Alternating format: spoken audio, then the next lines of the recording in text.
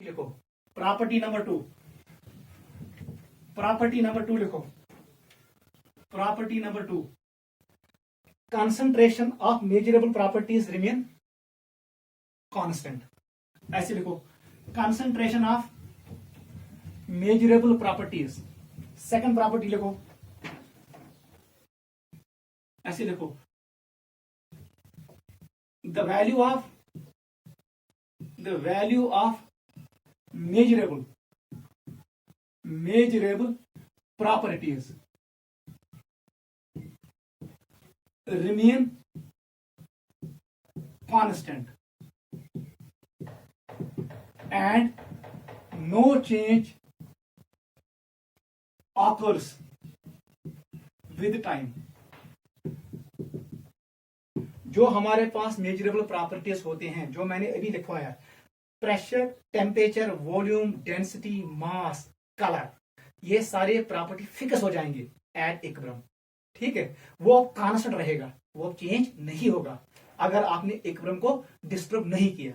वही मैंने लिखा था, value of measurable properties remains constant and no change occurs with time. यहां पर हम एक और अच्छा सा ग्राफ बनाएंगे, इंपॉर्टेंट है।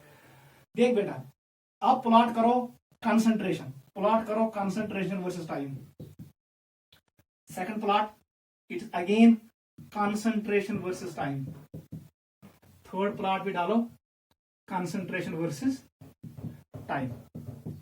ये टाइम इंक्रीज हो रहा है, ठीक है बेटा। अब देख, बताओ हमारे पास रिलेशन क्या है, वो मैंने आपको बोला, A plus B converts into C plus D. A plus B is known as reactant or C plus D is known as product P। अब बता कंसंट्रेशन ऑफ रिएक्टेंट्स क्या होगा, फॉल। चलो यहां से मैंने कर दिया कांस्टेंट, यहां पर आया इक्विलिब्रियम, ऐसी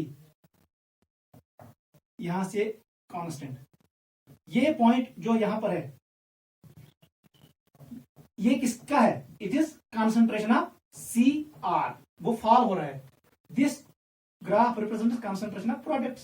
मुझे बताओ इक्विलिब्रियम पॉइंट पे क्या हुआ, कंसंट्रेशन ऑफ रिएक्टेंट, देख ये ज्यादा है, अगर हम करेक्ट करेंगे इसको इसके साथ, कंसंट्रेशन प्रोडक्ट कम है, concentration reactant greater than concentration of product. लेकिन जब इक्विलिब्रियम पॉइंट आ गया, फिर concentration product reactant remains constant, concentration of product remains constant, उसके बाद ये चेंज नहीं होगा। क्लियर। ऐसे देख, यहां पर कंसंट्रेशन रिएक्टेंट फॉल हो रहा है, कंसंट्रेशन ऑफ प्रोडक्ट बढ़ रहा है। इस पॉइंट पे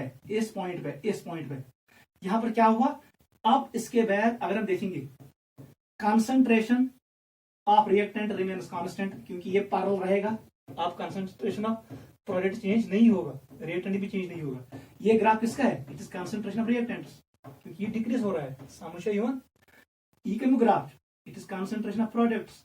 इस पॉइंट के बाद ये रहेगा कांस्टेंट। मतलब यहां पर मैं ये लिख सकता हूं, इक्विलिब्रियम पॉइंट पे क्या है, कंसंट्रेशन ऑफ रिएक्टेंट्स वो कम है, कंसंट्रेशन ऑफ प्रोडक्ट ज्यादा है, सीपी का ज्यादा वैल्यू है। यहां पर देखो, मैंने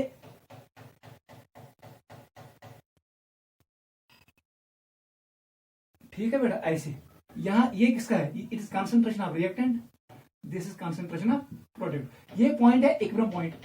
बताओ यहां पर क्या है, यहां पर कंसंट्रेशन ऑफ रिएक्टेंट किसके बराबर है, कंसंट्रेशन ऑफ प्रोडक्ट। मतलब एक पॉइंट याद रखना, at equilibrium point concentration of reactants can be equal to concentration of products, concentration of reactant can be less than concentration of product, concentration of reactant can be more than concentration of product. तीनों condition represent करते हैं equilibrium को, ये भी करता है represent, ये भी करता है, ये भी करता है। लेकिन एक पॉइंट याद रखना, इक्विलिब्रियम पॉइंट के बाद concentration of reactant and product should remain constant and fixed।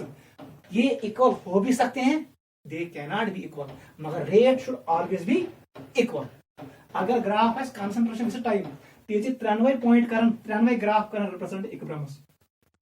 Eight equilibrium point concentrations can be equal, they can be more or less, reactant can be more, product can be less, or product can be more, concentration of reactant can be less, or concentration of reactant and product can be equal। तीनों हो सकते हैं, तीनों represent करेगा equilibrium को। Note करो, नीचे लिखो at equilibrium concentration of reactants and products may or may not be equal. Concentration of reactants and products may or may not be equal, but it is always constant and fixed. But it is always constant and fixed. Clear? नीचे में लिख सकता हूं, बताओ concentration of reactants बताओ concentration of reactants वो क्या है? वो हमारे पास सी एंड डी है. It is always constant. ऐसे ही बताओ कंसंट्रेशन ऑफ प्रोडक्ट्स ये भी होगा कांस्टेंट. याद रखना, it will be constant and fixed. ये याद रखो. कंसंट्रेशन ऑफ रिएक्टेंट्स ये कहां पर है? At equilibrium. They can be equal. यम हेकन बराबर ते ٲسِتھ, यम हेकन कम ज्यादा ते ٲسِتھ, मगर अख पॉइंट क्लियर. इक्विलिब्रियम स्टेज युथुय आओ, उसके बाद देखो ये पैरेलल आएगा.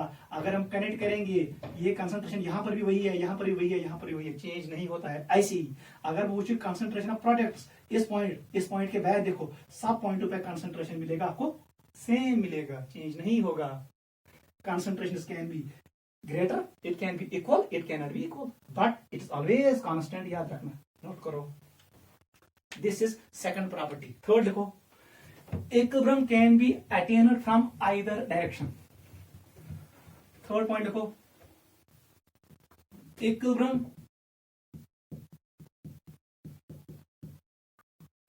can be attained from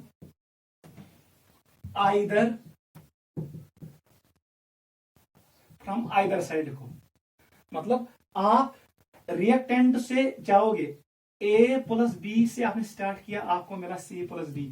इस रिएक्शन में आपको मिला इक्विलिब्रियम. आप सी और डी को पहले ले लो, आपको मिलेगा ए बी, उसमें भी आएगा equilibrium. It can be attend either from reactant side और फ्रॉम प्रोडक्ट साइड. नोट करो जल्दी. आपको मैं ऐसे एक्सप्लेन करूंगा. ये ऐसे हमारे पास है H2 और I2. क्या मिला हमें? HI. 2 टाइम्स गैसवस और गैसवस. ये क्लोज कंटेनर में है. अगर मैंने इक्वल मोल्स लिए H2 और I2 की 1 and 1, इनकी कंसंट्रेशन विद टाइम डिक्रीज होगी, कंसंट्रेशन HI विल इंक्रीज. देख बेटा कैसे ग्राफ आएगा. इंपॉर्टेंट पॉइंट याद था. यहां पर प्लॉट कर रहा हूं टाइम, इट इज टाइम. यहां पर टाइम ऐसे में प्लॉट कर रहा हूं, टाइम इंक्रीज हो रहा है. यहां पर कंसंट्रेशन, इट इज कंसंट्रेशन. देख क्या है, मैंने लिया H एंड I, रिएक्टेंट है, इनकी कंसंट्रेशन डिक्रीज होगी, ऐसे डिक्रीज होगी.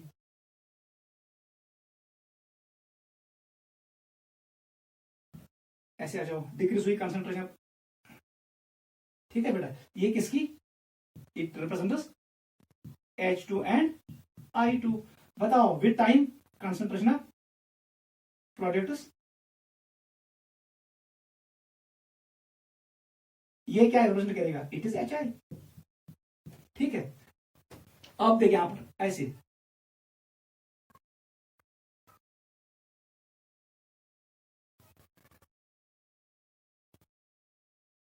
इस पॉइंट को देख. अगर मैं इसी रिएक्शन को रिवर्स डायरेक्शन में स्टार्ट करूं, बिनिमय HI, I will take HI. देख कैसे होगा. अब मैंने स्टार्ट किया यहां से 2 moles, it is 2 moles. HI से मैंने स्टार्ट किया, HI की कंसंट्रेशन फॉल होगी. ये क्या रिप्रेजेंट करेगा? HI. क्लियर? इस ग्राफ को ऐसे ले लो, यहां पर बढ़ेगा किसकी कंसंट्रेशन? H2 और I2. H2 एंड I2, बस यही है. यहां पर भी टाइम को ऐसे देखो, TIME, टाइम इंक्रीज हो रहा है इधर की डायरेक्शन. यहां पर जो ये पॉइंट आ गया, ये पॉइंट और ये पॉइंट, ये है इक्विलिब्रियम पॉइंट्स. मतलब यहां पर अगर देखोगे, ये कांस्टेंट रहेगा, ग्राफ विल रिमेन पैरेलल. यहां पर आपको मिलेगा constant value of HI, H2 and I2. ठीक है बेटा. इस लाइन में आपको मिलेगा कंसंट्रेशन ऑफ HI2, लेकिन इस वाली लाइन में आपको मिलेगा कंसंट्रेशन ऑफ HI। वो यहां पर इस पॉइंट पे ये इक्विलिब्रियम आ गया, इसको नीचे ज्वाइन करो, ये कौन है, इट इज टाइम इक्विलिब्रियम, बस यही है। आप प्रोडक्ट को भी ले सकते हो, वो डिक्रीज हो जाएगा, उस वक्त बढ़ेगा कौन, रिएक्टेंट्स, ये बढ़ेगा, समझ आए हो। अगर वो निम्न, आई एम स्टार्टिंग विद, ये क्या है, मैंने स्टार्ट किया H2 एंड I2 से, इनकी कंसंट्रेशन डिक्रीज होगी, उस वक्त HI का बढ़ेगा। टाइम वायत यतनस कंसंट्रेशन ऑफ I2 H2 तो भी HI रोज कांस्टेंट, उस पॉइंट का नाम है इक्विलिब्रियम पॉइंट। वही, इसको हम यहां से भी अटेन कर सकते हो, इसको आप रिएक्टेंट साइड से भी अटेन कर सकते हो, नोट करो, इंपॉर्टेंट है। यह समझ, ग्राफ इजी, मे कोर ये start graph from H2 to I2, यह कंसंट्रेशन गई डिक्रीज विद टाइम, वो बोन कुन, मगर HI खोल में हुरकुन, ठीक है। दोइमस मत कर मे कोर ये स्टार्ट फ्रॉम HI, मैंने यहां स्टार्ट किया क्योंकि ये कन्वर्ट इनटू रिएक्टेंट्स, ये वैसे पाथ कुन, ये काम हो जाएगा, उस वक्त बढ़ेगा H2 एंड I2, H2 और I2 बढ़ेगा, ये ग्राफ को स्प्लिट थी हम साथ, ये छोटी स्प्लिट, और क्यों ये ऐसे डिक्रीज हो रहा था, ऐसे इंक्रीज हो रहा था। Use point of forward reaction खतरा ये इक्विलिब्रियम पॉइंट, दपन ये अमी साथ वात बैकवर्ड रिएक्शन में भी वात अमी साथ टाइम से what at equilibrium will be attained at same time in both reactions. यही पॉइंट मैंने आपको एक्सप्लेन किया, equilibrium can be attained from either direction, वो टाइम चेंज नहीं होगा, दोनों रिएक्शंस में इक्विलिब्रियम सेम टाइम पे आएगा, उसका नाम है टी इक्विलिब्रियम, नोट करो। This is third point, equilibrium can be attained from either side, इनसे याद, very very important. Fourth point देखो, equilibrium stage is dynamic in nature, equilibrium stage is dynamic in nature. Dynamic in nature मतलब क्या, लेना देना। अगर से वो यहां पर हमने रखा एक टब और यहां पर इसको मैंने रखा, इसमें पानी मैंने डाला, ऊपर नल है, नल से पानी आता है, ये नल है, टैंक, ये बड़ा टैंक है, यहां से पानी आ रहा है, ये ड्रॉप हो रहा है, इसमें जितना पानी ऊपर से आएगा उतना पानी अगर मैं यहां से निकालूं तो वाटर लेवल हमेशा remains, it will remain constant. यही है डायनेमिक, फॉरवर्ड डायरेक्शन भी हो रही है और बैकवर्ड भी हो रही है, ठीक है, कोई ये तो कांस्टेंट, इट इज डायनेमिक। आपको लेवल में कोई फर्क दिखाई नहीं देगा, level remain constant, but both process आकर पानी अंदर भी जा रहा है, पानी बाहर भी आ रहा है, level of water does not change. यह डायनेमिक नेचर ऑफ इक्विलिब्रियम, यह कर मूव फॉरवर्ड डायरेक्शन मज रिवर्स डायरेक्शन मज यह गो तुथे कस गुलम्यूट कर, महाराज कर गुलम्यूट, 100 रुपये पता नहीं, तुम थोड़े 110 रुपये तकरीबन same, it is give and take concept, so equilibrium stage is dynamic in nature, समझ आवा। आप त्राओ अकिस होथ मज टबस मज, तथ थाओ आउटलेट, तथ थाओ इनलेट, यूत पे आब ही तूत करो नेबर, उतना बाहर निकालेंगे, level of water inside the well remains constant, इसमें water level remains always constant, क्योंकि जितना ऊपर से आ रहा है उतना नीचे चला जा रहा है, ठीक है। देख बेटा, डायनेमिक नेचर, इसका मतलब क्या हुआ, ऐसे लिखो, हमारे पास है N2 प्लस H2, याद रखना नीट के लिए पॉइंट है, वेरी वेरी इंपॉर्टेंट, इन दोनों twice ammonia, this is Haber's process. Haber's process में हम सिंथेसिस करते हैं ammonia, ammonia is a industrial product, ये हर जगह इस्तेमाल होता है। जो कंट्री ये ज्यादा सिंथेसिस करेगा वो कंट्री सबसे ज्यादा प्रॉस्परस कंट्री है, सच मान एम्बियर कंट्री। यूएसए कर ज्यादा मैन्युफैक्चर अमोनिया, इसलिए यूएसए दुनिया सुपर पावर, क्योंकि ये अमोनिया हर जगह इस्तेमाल में हम लेते हैं, ठीक है बेटा। इसको बैलेंस कर दो 3 times, it is gaseous, it is gaseous. अब देख, अगर हम इस रिएक्शन को क्लोज कंटेनर में परफॉर्म करेंगे तो ऐसे मिलेगा, स्टार्ट विज ऐसे यूज बराबर 0, फिर टाइम ओ, अब इनका कंसंट्रेशन डिक्रीज होगा, इनका कंसंट्रेशन बढ़ेगा। A time will come when concentration of N2 H2 remain constant और concentration of NH3 remains constant, उस स्टेज का नाम है इक्विलिब्रियम स्टेज। वहीं जब ऐसी रिएक्शन स्टॉप गमस, लेकिन रिएक्शन स्टॉप नहीं होती है, it moves in forward direction as well as in backward direction with equal rate. वो मैंने कहा जितना रेट फॉरवर्ड का होगा उतना रेट बैकवर्ड का होगा। आपको लगेगा कोई चेंज नहीं हो रहा है, लेकिन ये मूव कर रहा है। इसी फिनोमेना का नाम है डायनेमिक।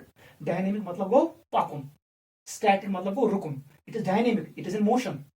ठीक है, it moves both in forward direction as well as in backward direction with same rate. इसको एक्सप्लेन किया, या इसको कैसे इन्होंने एक्सप्लेन किया, इन्होंने काम किया, इन्होंने इंसर्ट किया D2, ये एंट्रेंस में आएगा, डिटूरियम। डिटूरियम डिटूरियम डिटूरियम आइसोटोप डाला इन्होंने, आइसोटोप डाला। जैसे इन्होंने डिटूरियम डाला, इसके बदले H2 के बदले साइंटिस्ट को मिला, यहां पर उनको मिला N, याद रखना DH2 ये प्रोडक्ट मिला, इनको मिला N D2H प्रोडक्ट भी मिला, इनको मिला N D3 भी प्रोडक्ट मिला। उससे उनको क्या कंक्लूड हुआ, अगर रिएक्शन ऐसा कंप्लीट गो तब जाके जो मैंने ये D2 ऐड किया ये अब N2 के साथ रिएक्ट नहीं करेगा। N2 पूरा खत्म हुआ है, तब जाके ये आइसोटोप नहीं बनने चाहिए। मगर एकेश गोमुत जैसे रिएक्शन फॉरवर्ड वापस होमुत, यहां पर हमें फिर मिला क्या N2, उस N2 ने रिएक्ट किया किसके साथ, D2 के साथ। ये फुट बनून ही प्रोडक्ट, या पातुरी वापस गई N2 अब दूसरे दो D के साथ मिला तो बनाया इन्होंने ND2H, फिर N2 तीसरी बार इसके साथ मिला और ND3 बनाया। इसका मतलब ये है जब रिएक्शन फॉरवर्ड चली गई ये फिर वापस आ गई, जैसे वापस आ गई अब N2 के पास चॉइस है, सो है रिएक्ट करित H2 सहित, सो रिएक्ट करित D2 सहित, अवे बन आइसोटोपस। अगर ये रिएक्शन करे हमेशा करे रिएक्शन करने से H2 सहित, आपको सिर्फ मिलना चाहे अमोनिया, चाहे किसी ने मिलो डिटोरेटेड अमोनिया क्या, लेकिन मुझे मिला डिटोरेटेड अमोनिया। उससे इनको ये कंक्लूजन मिला रिएक्शन फॉरवर्ड चली गई, ये फिर वापस आई, जैसे वापस आई N2 फिर मिला मुझे। अब यहां पर दोनों है, H2 भी है और D2 भी है, इसके पास चॉइस है, ये अब D2 के साथ मिल सकता है और हमें मिलेगा ये। इसका मतलब रिएक्शन फॉरवर्ड भी जा रही है और बैकवर्ड भी। नीचे लिखो the dynamic nature of equilibrium was explained by isotope labeling technique। याद रखना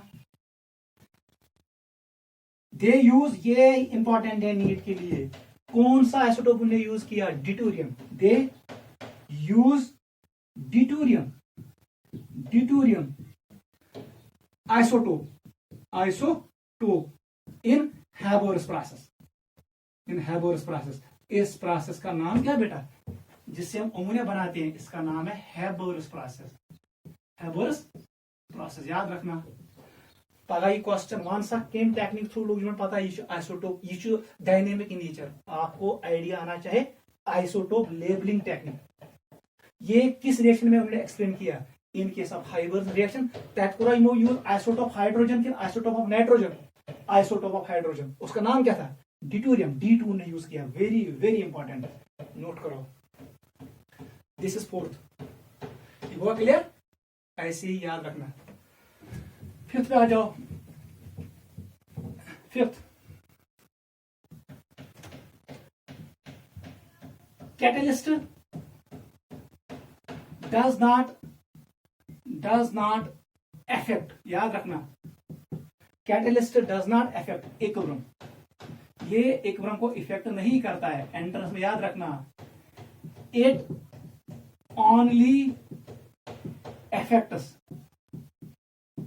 time required to attain equilibrium. याद रखना कैटलिस्ट इक्विलिब्रियम सतावन किया, ये सिर्फ टाइम को चेंज कर सकता है। याद रखना जिसमें अगर ग्राफ हो, इस वाले ग्राफ में यहां पर आया हमें इक्विलिब्रियम, इस टाइम का नाम था टी इक्विलिब्रियम। कैटलिस्ट सिर्फ इसी टाइम को आगे पीछे करेगा। याद रखना कैटलिस्ट सिर्फ यह टाइमस यानी जल्दी आइनस तेलियस जुकुन, अगर सो पॉजिटिव कैटलिस्ट हो, अगर कैटलिस्ट नेगेटिव हो तो वो इस टाइम को यहां पर लाएगा, तब इक्विलिब्रियम देर से आएगा। Catalyst only affects time taken to attain equilibrium. It does not affect equilibrium. equilibrium को ये चेंज नहीं करता है, उसको कुछ नहीं करता है, लेकिन time required to attain equilibrium उसको चेंज कर सकता है. इस टाइम को वो आगे ला सकता है, इसको वो पीछे धकेल सकता है. If catalyst is positive they reach equilibrium. अगर ये 2 आवर्स हो वो आएगा 1 घंटे के बाद. अगर ये नेगेटिव कैटलिस्ट हो तब जाके after 3 hours.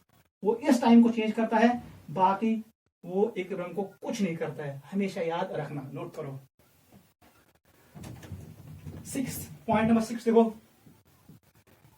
Equilibrium stage is thermodynamically most stable stage. याद रखना, थर्मोडायनेमिकली ये सबसे स्टेबल स्टेज है, इसीलिए याद रखना यहां पर डेल्टा एस का वैल्यू 0 होता है. चेंज इन एंट्रॉपी 0, बट मैंने आपको बताया है थर्मोडायनेमिक्स में एंट्रॉपी इज मैक्सिमम. एंट्रॉपी का वैल्यू क्या होता है, वो मैक्सिमम होता है, लेकिन चेंज इन एंट्रॉपी 0 के बराबर. वो मैक्सिमम होता है, अब चेंज नहीं होगा. एंट्रॉपी चेंज की. Thermodynamically equilibrium stage is most stable stage. यही वजह है कोई भी रिएक्शन जो रिवर्सिबल है वो हमेशा आएगी किस स्टेज पे, इक्विलिब्रियम पे. आप चाहे प्रेशर इंक्रीज करो, प्रेशर डिक्रीज करो, टेम्परेचर इंक्रीज करो, टेम्परेचर डिक्रीज करो, उससे फर्क नहीं पड़ेगा. वो भी मैं लिखूंगा. This is the reason all reversible reactions come to equilibrium. Whatever will be the condition,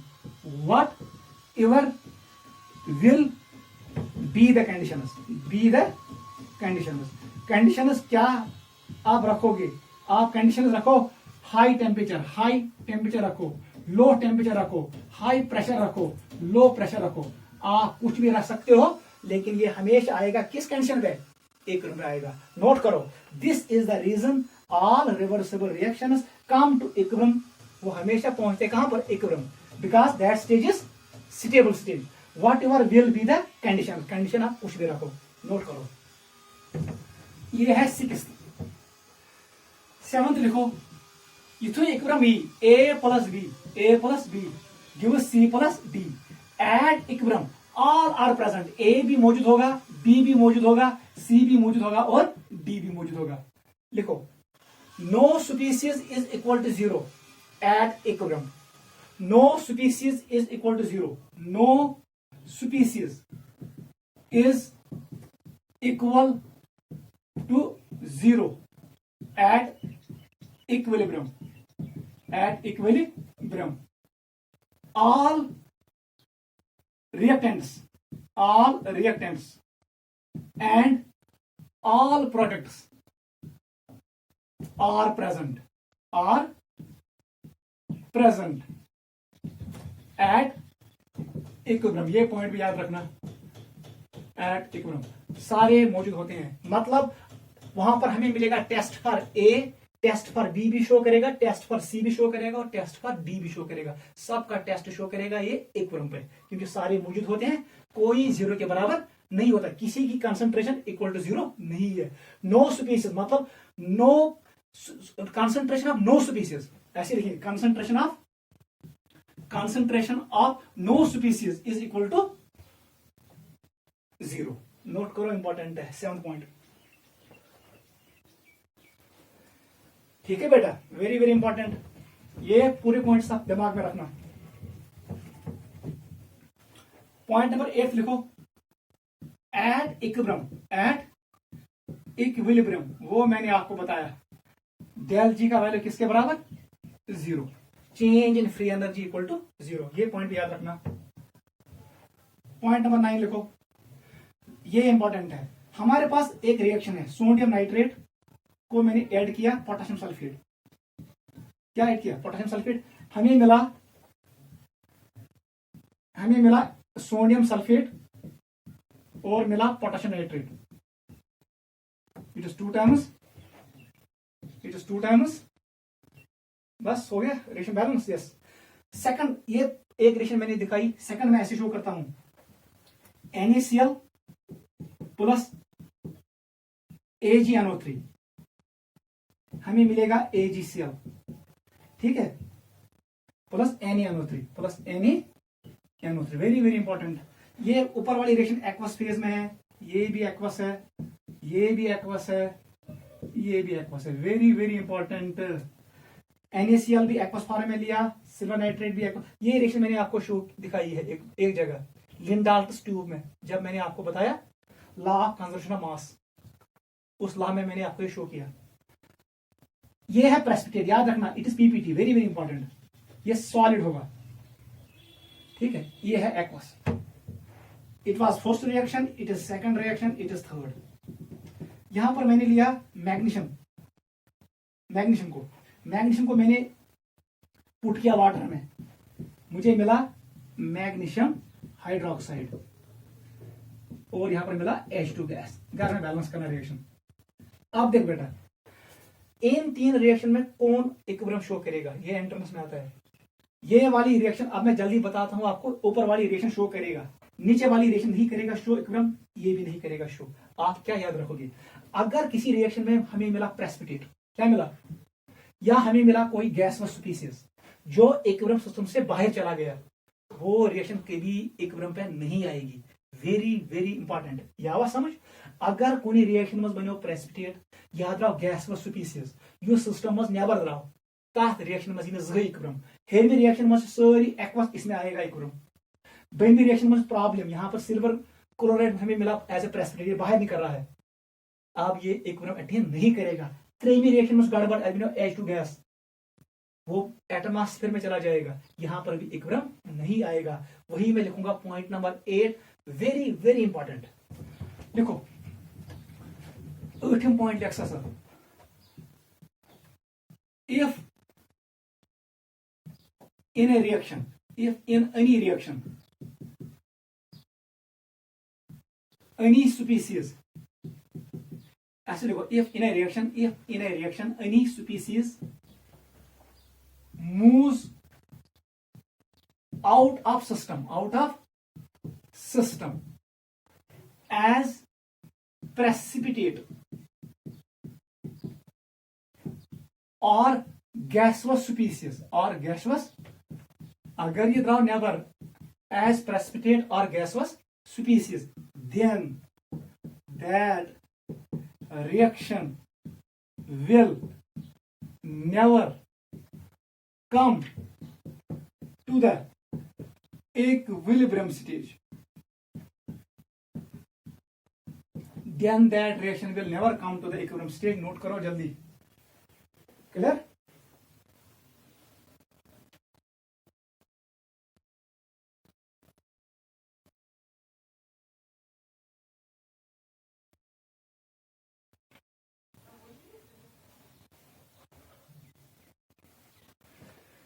clear बेटा, दिस वाज मेन 9 और 8 पॉइंट्स अबाउट इक्विलिब्रियम स्टेज। क्या होता है इक्विलिब्रियम स्टेज?